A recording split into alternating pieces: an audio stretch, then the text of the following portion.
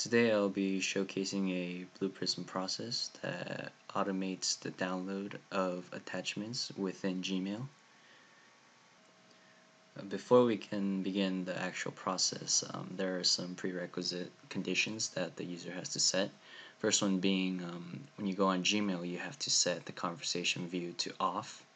And secondly, you have to change the download location and specify which folder you want the attachments to be downloaded into. And lastly, if you want the folder to be saved, if you want the files to be saved in a folder in the local C drive, you have to go into properties and allow access, and this is done by unchecking read only, going to security and clicking edit, and allowing the user to have full control of the attachments. Looking at the process, I'll be going through each step one at a time, starting off with the launch. This starts the web application onto the Gmail login page, and this is opened using Internet Explorer. The next step involves signing into the Gmail, given the credentials.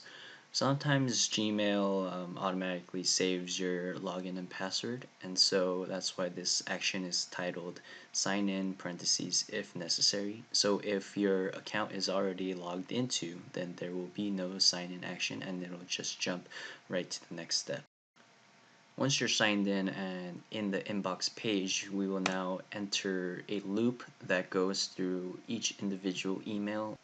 The first step of the loop involves filtering emails with attachments. This gets all of your emails within the inbox and trims it down to only those with attachments, and this is done using a search query and typing it into the search box within Gmail. Once we have the emails with attachments, we can now navigate to the email, and this action will always navigate to the first email within the inbox, and this function will be explained later on as to why it works and how it works.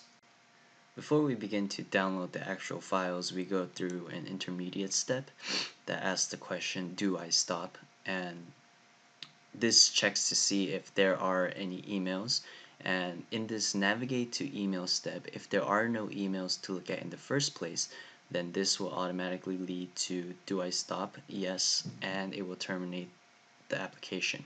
However, if there are emails in the inbox that need to be opened and the attachments downloaded, then it will continue through the loop until it reaches the terminate stage. Once we're given the OK sign for the process to go through the loop, the next step is to download the actual attachment. It doesn't matter if there's a single attachment or multiple attachments. This process, the object within the process is designed so that it will download either one or all of the attachments.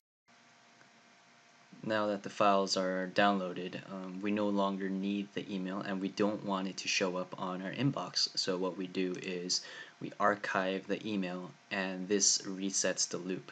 As we go back here, we go back to the filter to emails with attachment steps.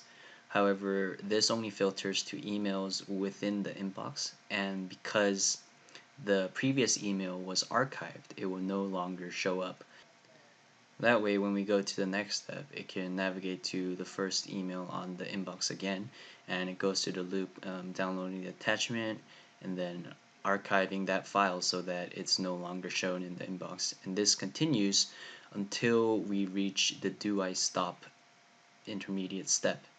As you can see, there's a data item called flag, and when we're at this navigate to email step, if we see that there are no emails, this flag value will change from true to false, and so this intermediate step will then cause the process to flow into the yes step, which then terminates the web application and ends the process. So now I'm gonna run the process and let it run by itself, but before I do that, I just want to show you the folder that I set the download location to. As you can see right now, this folder is empty, but once I'm done with the process, it'll be filled with the downloaded attachments. So now I will run the process. The application is launched to the Gmail sign-in page, and given credentials, it'll automatically log in to the inbox. If you can see on the top, it searches the query and looks for files with attachments. This is the first email, and now it will download all. If you look at the bottom, it'll automatically click save.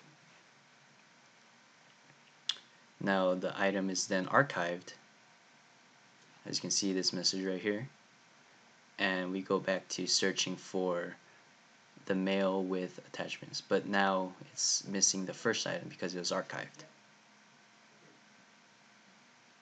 So again, this one only has one item, but it will still be downloaded.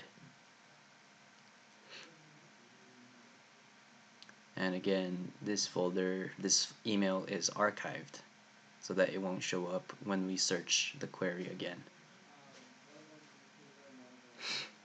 As you can see, there's only one email left, and this one will also download all files.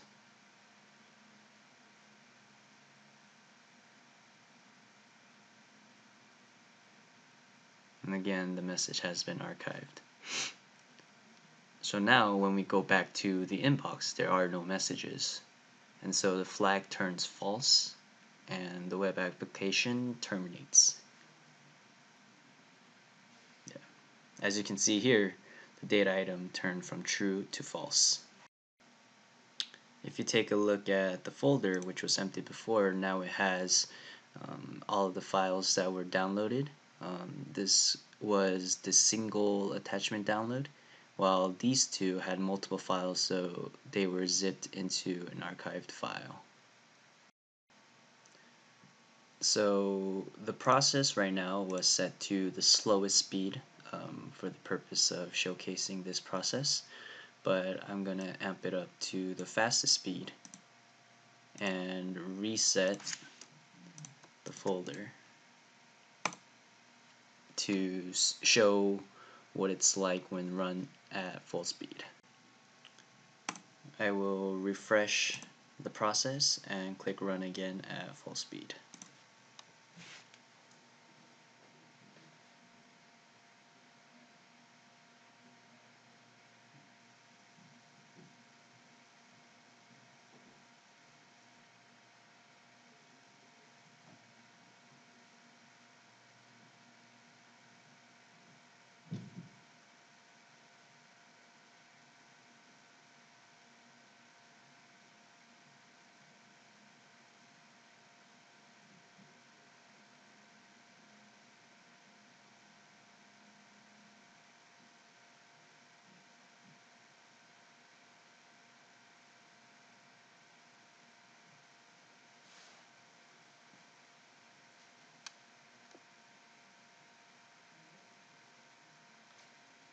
And if you take a look at the folder, it has all been downloaded.